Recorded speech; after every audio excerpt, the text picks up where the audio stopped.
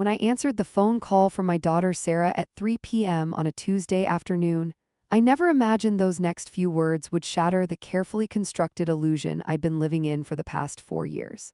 Mom, I'm calling to let you know we're having a little celebration this weekend. Just close family and friends. You understand, right? It's nothing personal. I stood there in my kitchen, the wooden spoon still in my hand, tomato sauce simmering on the stove for a dinner I had planned to take to her house later that evening. The same house I had helped her buy with a $75,000 down payment from my retirement savings. A celebration for what, sweetheart? I asked, though something cold was already settling in my stomach. For the baby, Mom. We're having a gender reveal party. Derek's parents are flying in from Boston and his sister is coming from Seattle. It's going to be intimate, you know, just the people who have really been there for us. The people who have really been there for us. I had been there. I had been there when she called at midnight because she couldn't afford her electric bill. I had been there when Derek lost his job and they needed $3,000 to cover their mortgage for 2 months. I had been there every single time they faced a crisis, which seemed to happen with suspicious regularity every few weeks. Sarah, I said slowly, trying to keep my voice steady, I've been there for you. I've helped you with everything you've needed for 4 years. I know, Mom, and we appreciate it, but this is different. This is about family. I am your family. I'm your mother. There was a pause on the other end of the line. When she spoke again, her voice had that edge I'd come to recognize, the one that appeared whenever I questioned anything or asked for basic respect. Mom, don't make this difficult. You know how Derek's family is. They're very particular about these things. His mother specifically requested that we keep the guest list limited to people who share our values. People who share our values, the code was clear. I was being excluded, categorized as somehow lesser, not good enough for their precious celebration. This from the daughter I had raised alone after my husband walked out when she was 3 years old.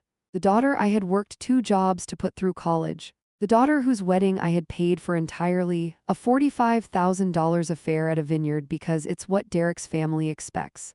I see, I said quietly. Well, I hope you have a wonderful party. I hung up before she could respond, before the tears that were burning behind my eyes could fall, before I completely broke down. The tomato sauce continued to bubble on the stove, and I turned it off mechanically. There was no point in making dinner for people who didn't want me around. That night, I did something I hadn't allowed myself to do in years. I opened my financial statements and really looked at them. Not the quick glances I usually gave them, but a deep, painful examination of exactly how much of my life I had poured into my daughter's bottomless pit of need. The down payment on her house, $75,000 monthly loans that were never repaid, $800 per month for 48 months equals $38,400 car payment when Derek's car broke down. $12,000 credit card debt I paid off, $8,500 furniture for their new house, $6,200 emergency medical bills, $4,800 Derek's business venture that failed, $15,000 wedding expenses, $45,000 various gifts, holidays, birthdays.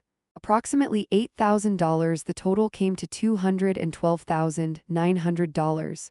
$212,900. That was the price tag of my relationship with my daughter. Money I had taken from my retirement account, from the savings my late mother had left me, from the emergency fund I had built penny by penny over 30 years of working as a nurse. I sat at my kitchen table until 2 a.m., crying not just from sadness but from the dawning realization of how completely I had been used. How systematically they had manipulated me. How every crisis had been carefully timed, every emergency perfectly calculated to extract maximum financial benefit. The next morning, I woke up feeling different.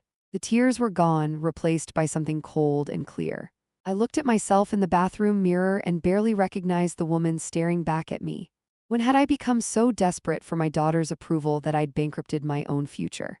When had I started believing that love could be purchased with money? I called my bank at exactly 9 a.m. when they opened. Yes, I need to speak with someone about canceling all automatic transfers and removing authorized users from my accounts, I told the representative.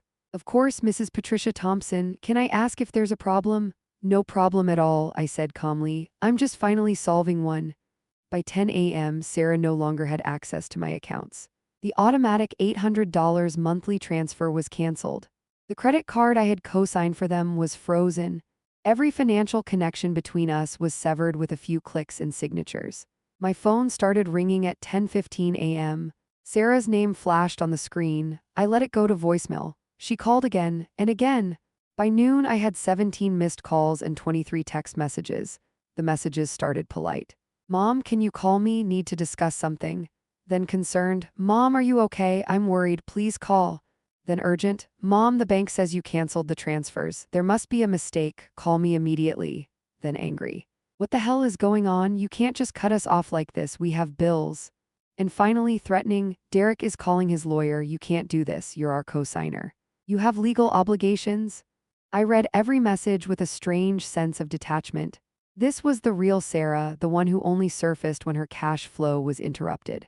Not the sweet daughter who called me mama when she needed money. Not the vulnerable young woman who cried about how hard life was. This was the person who saw me as nothing more than a bank account with feelings. At 3 p.m., they showed up at my house. I watched through the window as Sarah and Derek got out of their car, a $65,000 BMW SUV that Derek had insisted they needed for the baby, though the baby wouldn't arrive for another 5 months.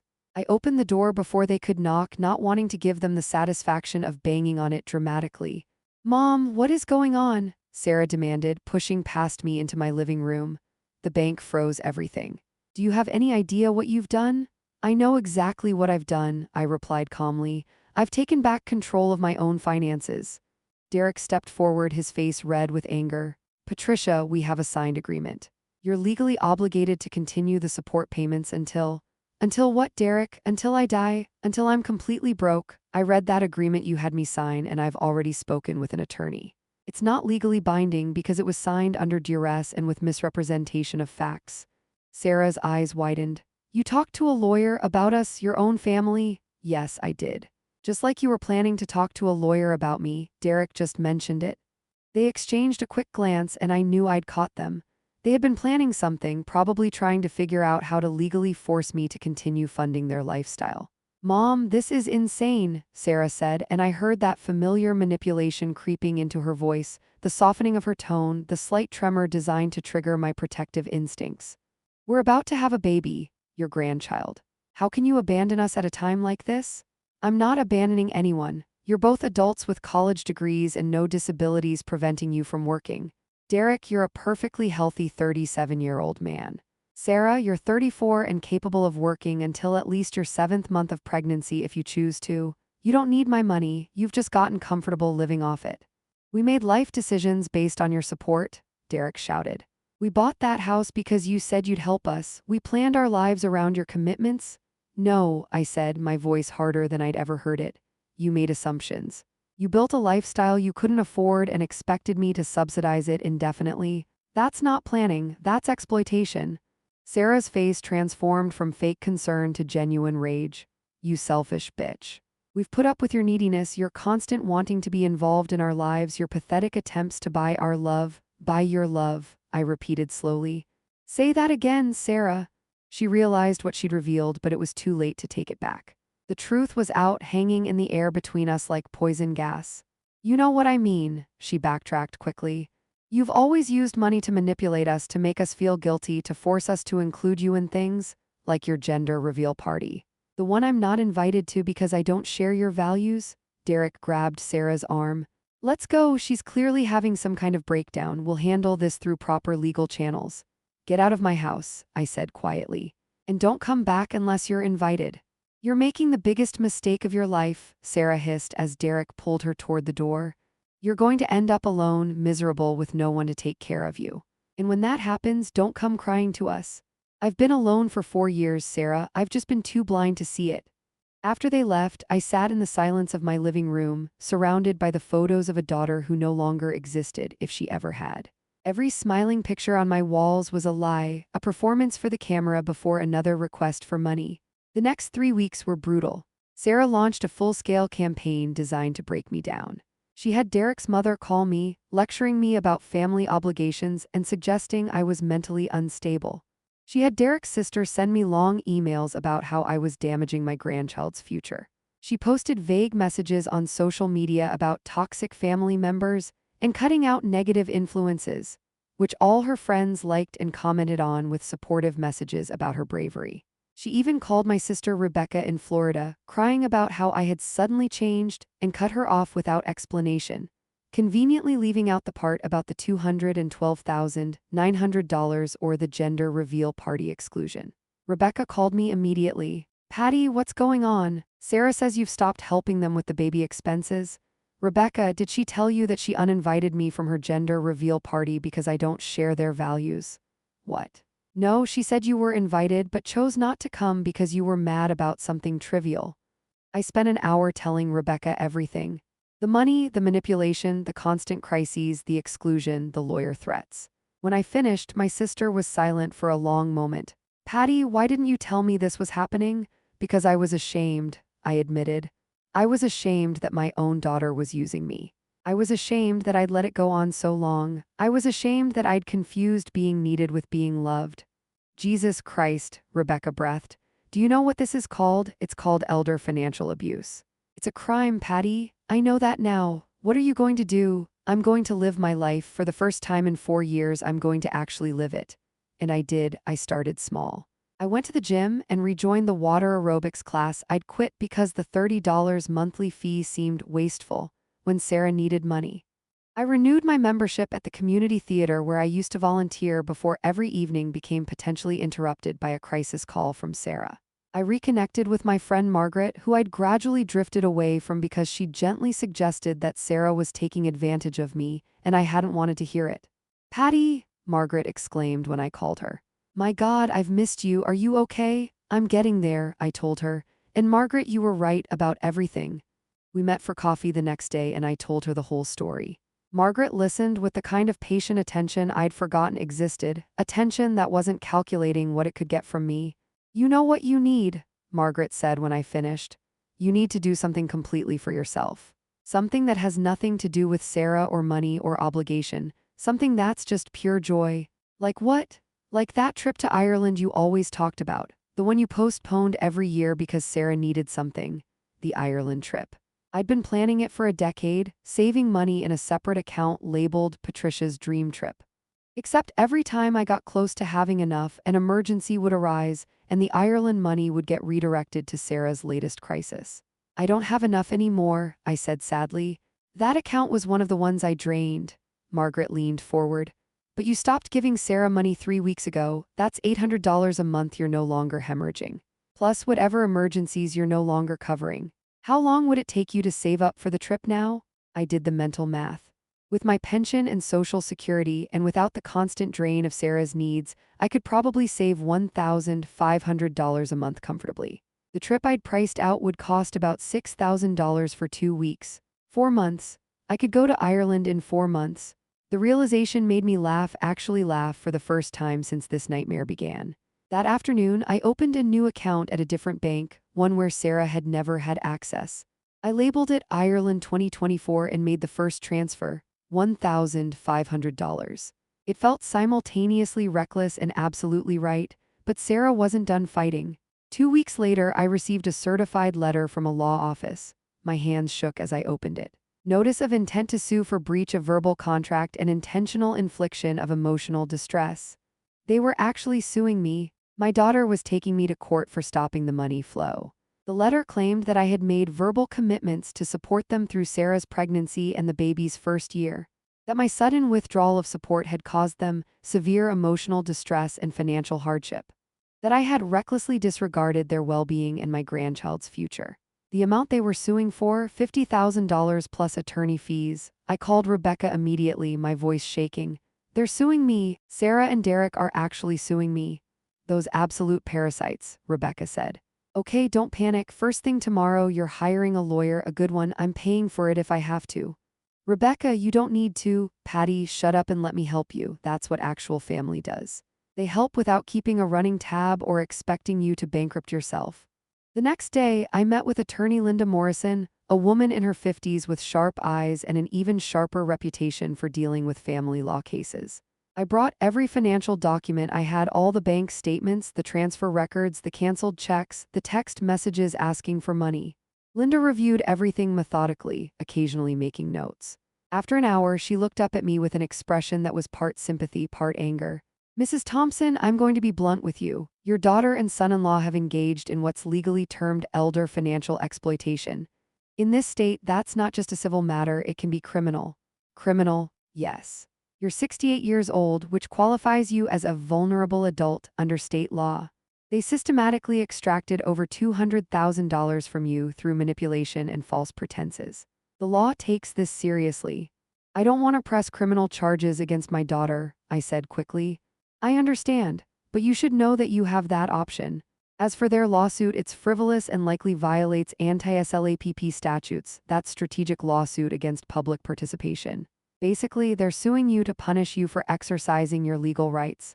We can not only get this dismissed but potentially countersue for malicious prosecution and seek to recover your legal fees. Will it be expensive? I'm going to be honest, litigation is always expensive. But I've handled cases like this before and I'm confident we'll win. More importantly, we need to send a message that you're not going to be bullied back into financial submission. Linda took my case, and I took out $10,000 from my savings to pay her retainer. It hurt to spend that money, but Rebecca was right, this was necessary. The lawsuit moved slowly through the legal system. Meanwhile, my life began to transform in ways I never expected. Without the constant financial drain and emotional chaos of Sarah's manufactured emergencies, I had space to breathe, to think, to rediscover who I was beyond being a human ATM. I joined a book club that Margaret was part of. I started taking pottery classes at the community center. I volunteered at the local hospital, using my nursing skills to comfort patients in the oncology ward. Every day brought something new, something that was mine, something that had nothing to do with crisis management or guilt or obligation. One evening, about 2 months after cutting off the money, I was at pottery class when I met James. He was a retired high school teacher, recently widowed, with kind eyes and an easy laugh. We were both struggling with the same bowl shape, and he made a joke about how his creation looked like a drunk duck tried to build a bird bath. I laughed, really laughed, and something inside me loosened. "I'm James," he said, extending a clay-covered hand. "Patricia," I replied, shaking it, "and I think my bowl looks like a melted top hat." We started having coffee after pottery class. Nothing romantic, just two people enjoying conversation that wasn't transactional or manipulative. James talked about his late wife with genuine love, about his grown children who actually visited him regularly and called just to chat, not just when they needed something. "That must be nice," I said wistfully. "Having kids who want your company, not just your money. You want to talk about it?" he asked gently, and I did. Over several coffee dates, I told him everything. James listened without judgment, occasionally shaking his head in disbelief at the amounts of money involved. "Patricia," he said after I finished the whole story, "you know what strikes me most about all this? Not that your daughter took advantage of you, unfortunately, that happens more than people realize. What strikes me is how quickly you found yourself again once you cut her off. That tells me the real you was always there, just buried under years of being made to feel like you had to earn love." His words hit me like a revelation. He was right. The moment I stopped trying to buy Sarah's affection, I'd started discovering my own worth. I'd stopped defining myself by how much I could give and started defining myself by who I actually was. 4 months after the lawsuit was filed, we finally had our day in court. I dressed carefully in a simple navy suit, my hair styled, my head held high. I was nervous but no longer afraid. Sarah and Derek arrived with their lawyer, a slick-looking man in an expensive suit who probably cost them a fortune they didn't have. Sarah was showing now, her pregnancy obvious in a carefully chosen dress that seemed designed to make her look vulnerable and sympathetic. Our eyes met across the courthouse hallway, and for just a moment I saw something in her face. Was it regret? Shame? But then Derek whispered something in her ear, and her expression hardened back to cold determination. The judge, a woman in her early 60s named Judge Catherine Rivera, reviewed the case materials before asking Sarah's lawyer to present his opening arguments. "Your Honor," he began smoothly, "this case is about broken promises and parental abandonment. My clients, Sarah and Derek Martinez, made major life decisions based on Patricia Thompson's explicit commitments to provide financial support through this critical period of starting their family. Mrs. Thompson not only verbally committed to this support, but established a pattern of regular financial assistance that my clients reasonably relied upon.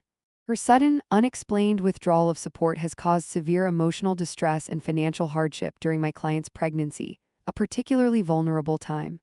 Linda stood up, and her voice was crisp and clear. Your Honor, the plaintiff's case fundamentally misrepresents the nature of voluntary gifts as binding contracts. Over 4 years, Mrs. Thompson gave approximately $212,900 to her daughter and son-in-law out of love and concern, gifts that were exploited through systematic manipulation. The defendants excluded Mrs. Thompson from significant family events, treated her with disrespect, and only valued her presence when accompanied by financial contributions. When Mrs. Thompson exercised her legal right to stop making voluntary gifts, the defendants responded with threats, harassment, and this frivolous lawsuit. This is textbook elder financial exploitation and will be presenting evidence of such. The trial proceeded with testimonies. Sarah took the stand first, playing her role perfectly, the concerned, pregnant daughter who just wanted her mother to be reasonable. "I love my mom," she said with tears in her eyes. "I just don't understand why she suddenly changed. We had an agreement. She promised to help us through the pregnancy and the first year of the baby's life. We bought a house based on that promise. We made financial commitments. And then one day, she just cut us off completely without explanation." Linda's cross-examination was surgical. "Miss Martinez, you mentioned an agreement with your mother. Was this written down anywhere?" "No, it was verbal. But a promise is a promise." "I see. And how much money did your mother give you over the past 4 years?" I don't have an exact amount." "Would you be surprised to learn it was $212,900? Sarah's face paled. "It wasn't that much?" "We have bank records, Miss Martinez. Let's talk about specific instances. On March 15, 2023, you texted your mother saying you needed $3,000 immediately for mortgage payments or you'd be foreclosed on. Is that correct?" "Yes, we were in a crisis. But according to your mortgage statements, you weren't actually behind on payments at that time. You were current. Where did that $3,000 go?" Sarah stammered. We had other expenses. Like the $4,500 entertainment system you purchased 3 days later." The courtroom was silent. Linda continued. "Let's talk about the gender reveal party. Did you invite your mother to that event?" "It was a small, intimate gathering. Yes or no, Miss Martinez, was your mother invited?" "No." "And when she asked why, what did you tell her?" "I don't remember exactly. We have a recording of the phone call, Miss Martinez. You told her it was for people who have really been there for us and people who share our values." "Is that correct?" "I was stressed. I didn't mean." "After your mother stopped giving you money, you and your husband showed up at her house uninvited and made threats." "Correct. We were just trying to understand." "You told her she was making the biggest mistake of her life and that she'd end up alone with no one to take care of her." Is that the language of loving concern? Miss Martinez, by the time Linda was finished, Sarah was in tears, real ones this time, born from embarrassment and exposure, not manipulation. Derek's testimony was even worse. He tried to paint himself as the responsible son-in-law who had been blindsided by Patricia's irrationality. But Linda tore apart his story by pointing out that he was an able-bodied man in his 30s who had accepted over $200,000 from his elderly mother-in-law, while contributing virtually nothing to her life except demands for more money. Then it was my turn to testify. I walked to the stand with my head high, placed my hand on the Bible, and swore to tell the truth. Linda guided me through my story with gentle questions. I explained the 4 years of constant emergencies, the mounting requests, the exclusion from family events, the way every conversation became about money. I talked about the gender reveal party, about the threats when I finally said no, about the lawsuit designed to bully me back into submission. "Mrs. Thompson," Linda asked, "do you love your daughter?" The question surprised me. I thought about it honestly before answering. "I love the daughter I thought I had. I love the little girl I raised, the teenager who used to confide in me, the young woman I was proud of. But the person who has been systematically exploiting me for 4 years, the person who values me only for my bank account, I don't know who that person is, so I don't know how to answer your question." My honesty seemed to resonate in the courtroom. Even the judge looked thoughtful. Sarah's lawyer tried to rattle me during cross-examination, suggesting I was a bitter, vindictive mother who was punishing her daughter for normal adult independence. "Mrs. Thompson, isn't it true that you're angry because your daughter has built a life that doesn't revolve around you?" "No," I replied calmly. "I'm hurt because my daughter built a life that only involved me when she needed money. There's a difference between independence and exploitation. You claim to have given $212,900 over 4 years. If you were truly being exploited, why did you continue giving?" "Because I loved her. Because I believed that if I could just help enough, support enough, give enough, she would love me back. It took me too long to realize that love can't be purchased. After all the testimony was heard, Judge Rivera took less than an hour to deliver her verdict. I've reviewed all the evidence in this case, she began, and I find the plaintiff's claims to be without merit. The facts clearly show that Mrs. Thompson made voluntary gifts to her daughter and son-in-law over an extended period. There is no evidence of any binding contract, written or verbal, that would obligate her to continue such gifts indefinitely. Furthermore, the evidence presented by the defense is deeply concerning. The pattern of behavior documented here, constant requests for money, emotional manipulation, exclusion from family events, and retaliatory legal action when support ended, is consistent with elder financial exploitation. I am dismissing the plaintiff's case with prejudice and awarding Mrs. Thompson her attorney's fees. Additionally, I am ordering the plaintiffs to attend mandatory mediation on elder abuse awareness before any further contact with Mrs. Thompson. Sarah began crying in earnest. Derek looked stunned. Their lawyer gathered his papers quickly, clearly wanting to escape. As we left the courthouse, Sarah tried to approach me. "Mom, please." "No," I said firmly. Linda stepped between us protectively. "Mrs. Thompson has nothing to say to you at this time," Linda said. "All future communication will go through my office." I walked away without looking back. I had won.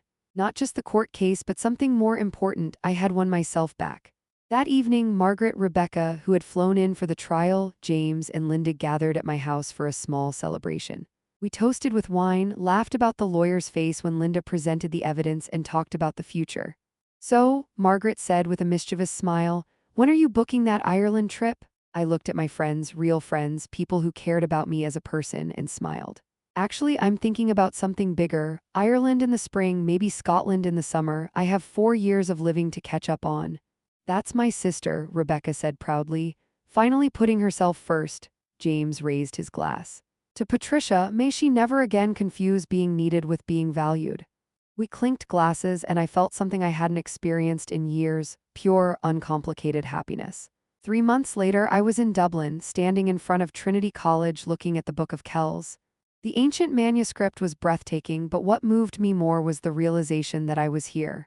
I had made it. Not despite everything that happened, but because of it. My phone buzzed with a text from Margaret. "How's Ireland? Send pictures." I snapped a selfie with the college in the background and sent it back. Then I turned my phone off and went back to being present in my own life. Sarah tried to contact me a few times after the trial, always through Linda's office. The messages were variations of the same theme. She was sorry, she wanted to work things out, she missed me, the baby was coming soon, and wouldn't I want to be involved? Linda forwarded each message to me with the same question. "How do you want to respond?" My answer was always the same: no response. I wasn't being vindictive. I had simply learned that some relationships are too toxic to salvage, even when they're with your own child.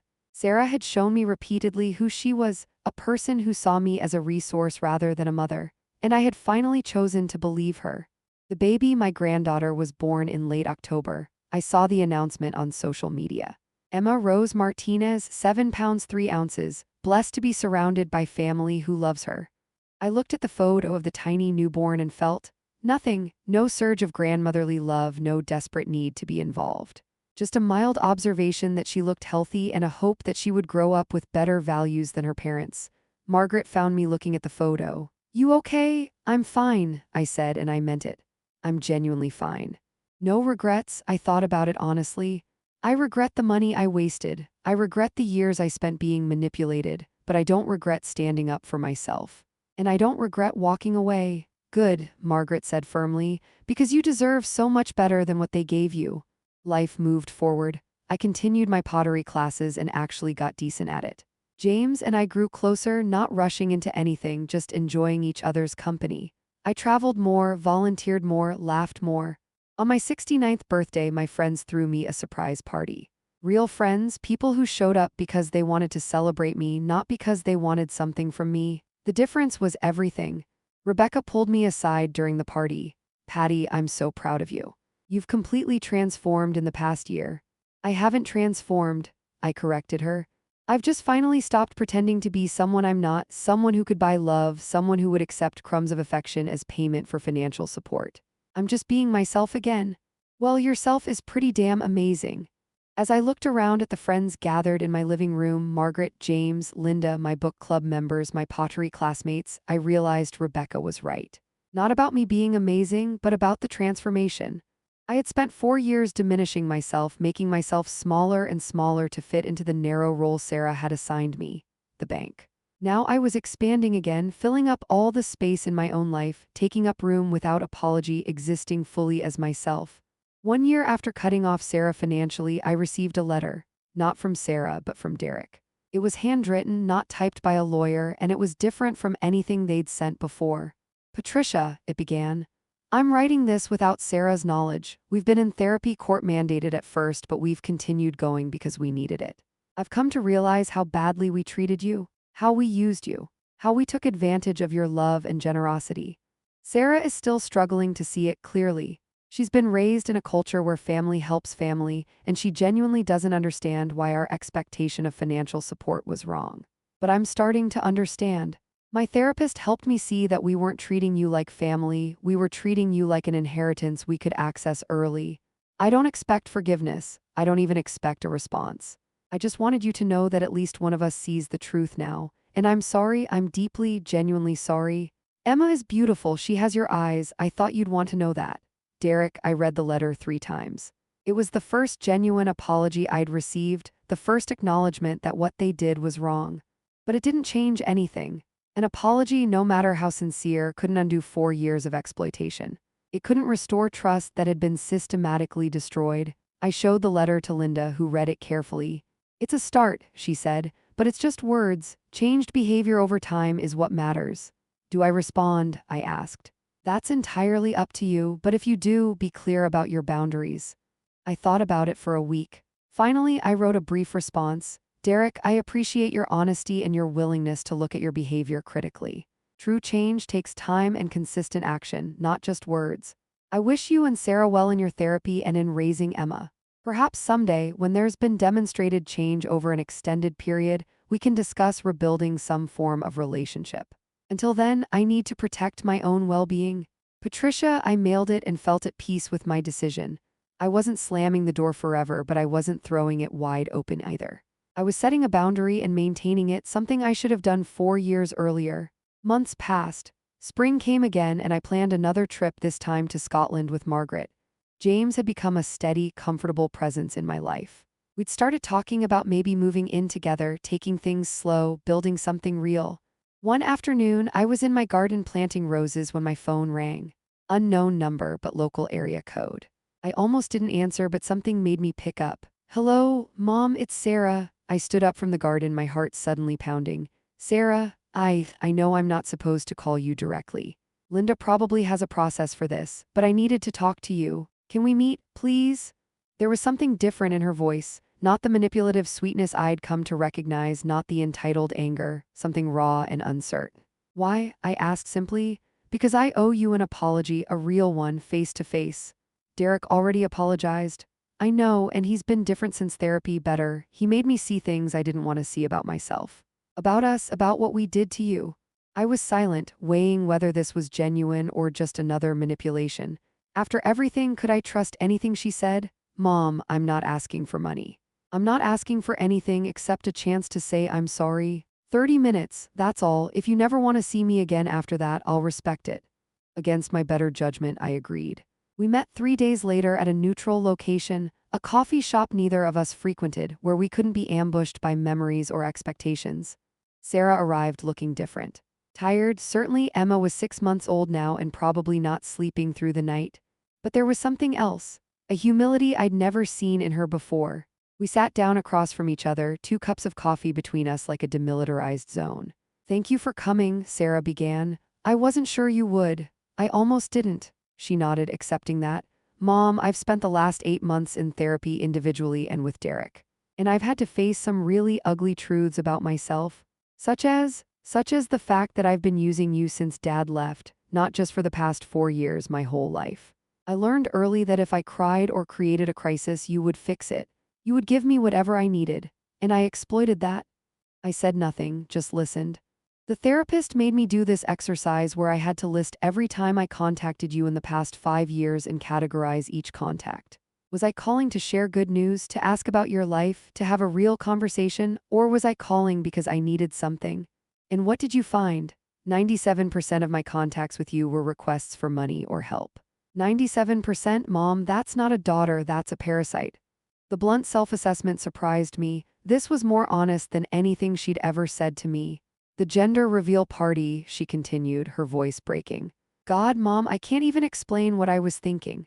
Derek's mother was being so judgmental about my family, implying that we were beneath them, and instead of defending you, I threw you under the bus. I excluded you to impress people who, frankly, are horrible snobs, and you just given me $800 that week for bills that weren't even real emergencies. Why are you telling me this now? I asked.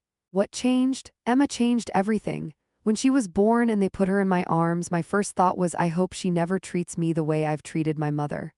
And then I realized if I don't change, she will. She'll learn from my example that people who love you are there to be used. That family is transactional. That money is more important than relationships. Tears were streaming down her face now, and for once I believed they were genuine. I wanted to call you from the hospital. I wanted you there when she was born. But I was so ashamed, Mom, so deeply ashamed of what I'd done, what I'd become. How do you face someone after you've treated them the way I treated you? I don't know, Sarah. You're doing it right now, I suppose? She wiped her eyes. I'm not asking for forgiveness. I know I don't deserve it. I'm not asking to be let back into your life. I know I destroyed that relationship. I just needed you to know that I see it now. I see what I did. And I'm sorry. I'm so sorry. We sat in silence for a long moment. I looked at this woman, my daughter, yet almost a stranger, and tried to sort through the complicated tangle of emotions in my chest. Sarah, I appreciate your apology, I do, but apologies don't erase history. They don't undo damage. They're just the first step in a very long process. I know. You stole from me not just money, you stole years of my life.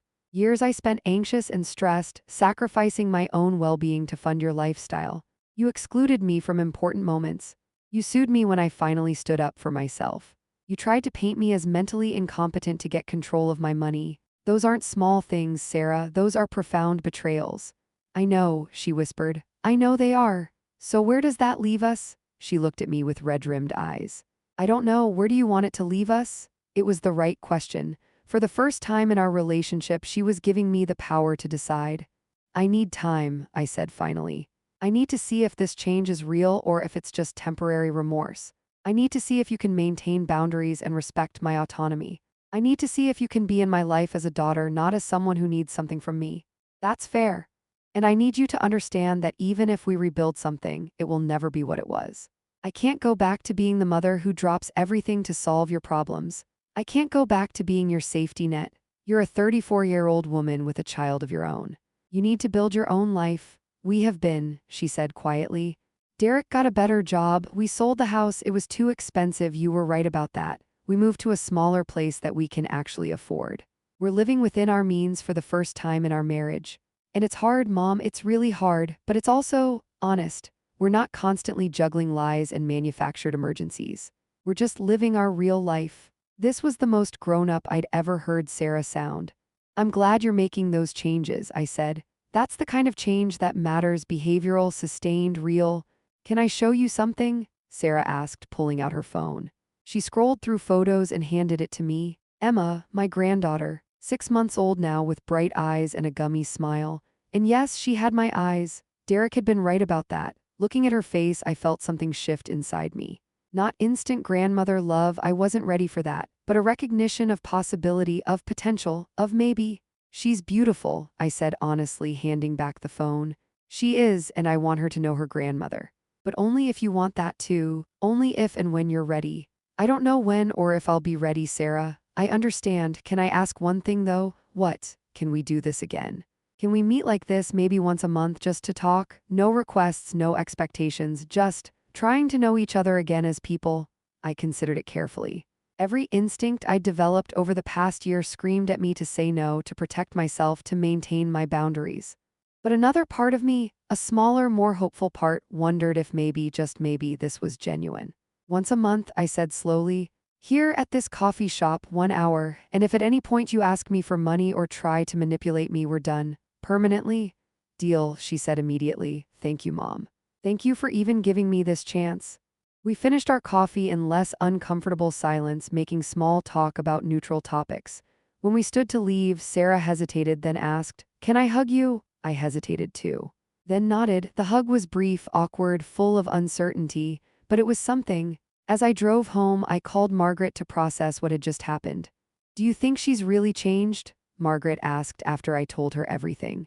"I don't know, maybe, or maybe she's just gotten better at manipulation. Time will tell." "Are you okay with seeing her again?" "I think so. I'm approaching it with extreme caution, but I don't know, Marg.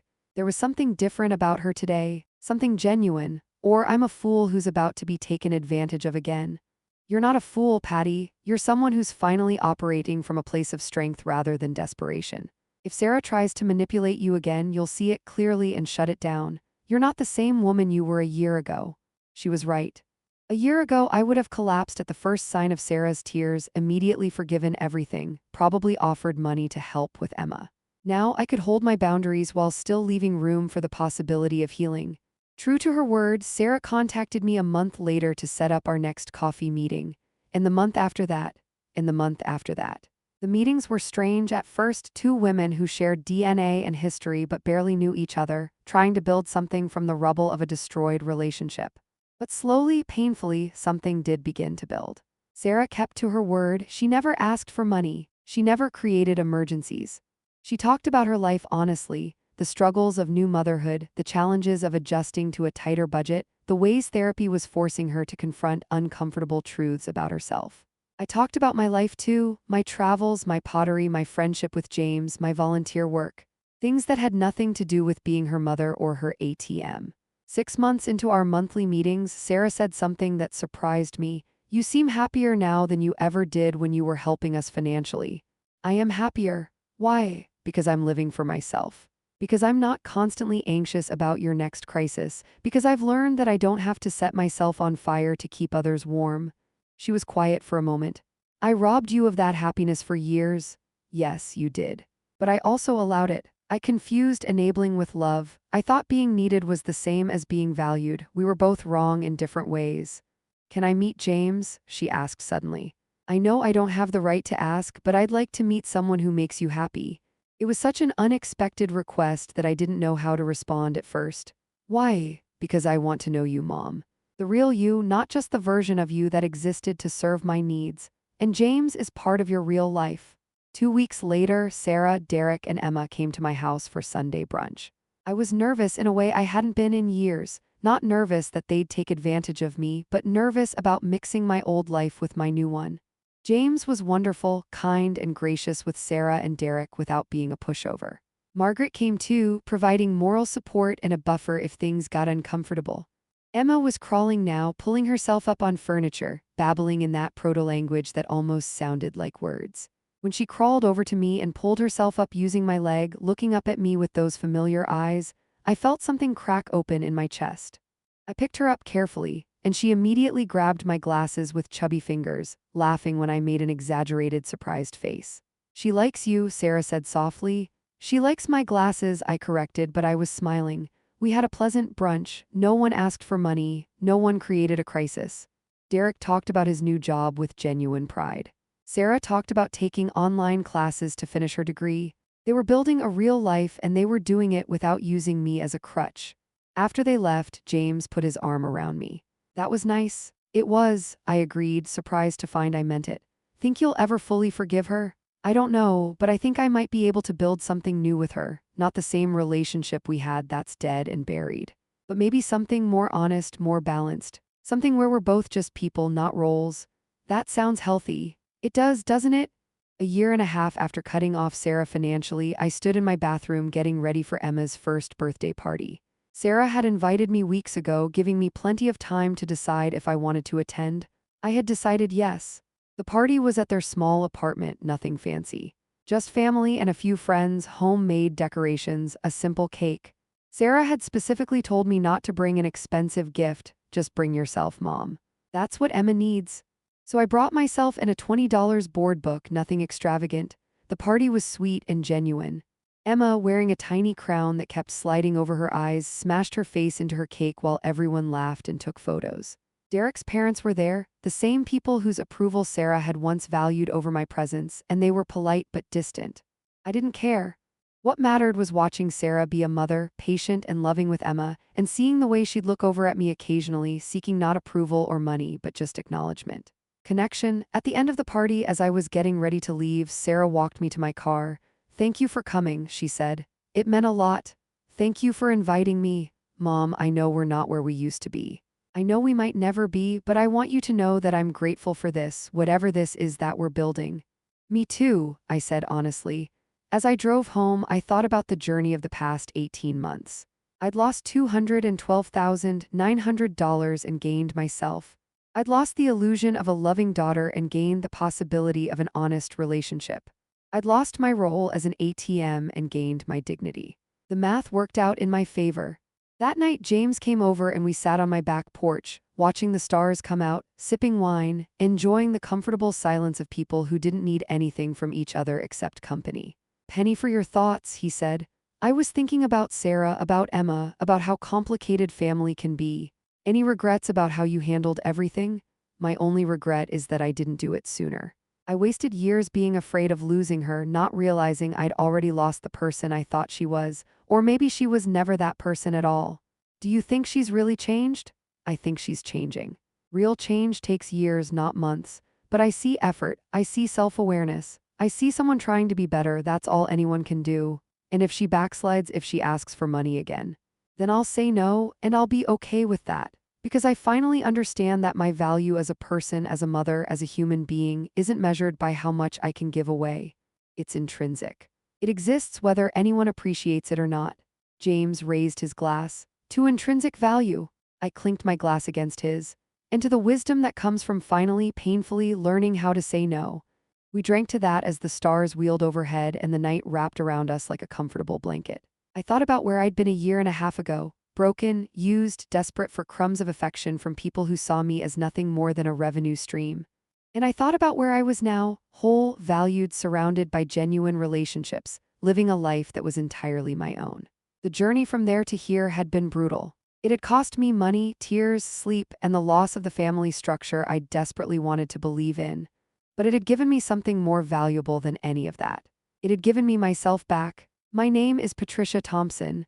I'm 69 years old, and I finally learned that the most important person I need to love and protect is myself. If this story resonated with you, I hope it reminds you of a simple truth. You are worth more than what you can give away. Your value doesn't come from how useful you are to others. It comes from being human, from being you, complete and whole on your own. And sometimes the greatest act of love isn't giving more, it's having the courage to say no. To anyone who's been where I was, caught in the trap of trying to buy love, trying to earn affection, trying to prove your worth through endless giving, you don't have to prove anything. You are enough exactly as you are, with or without the people who only want you for what you can provide. Learn from my mistakes, set boundaries early, value yourself first, and never ever confuse being needed with being loved. The price of silence, of not speaking up, of not protecting yourself is always higher than the cost of saying no. I paid that price for 4 years. I finally stopped paying it, and my life began the moment I did. The end. What would you do in Patricia's situation? Would you have cut off support sooner? Would you have given them another chance? Share your thoughts. I'm always curious about different perspectives on family, money, and the complicated dynamics of love and manipulation.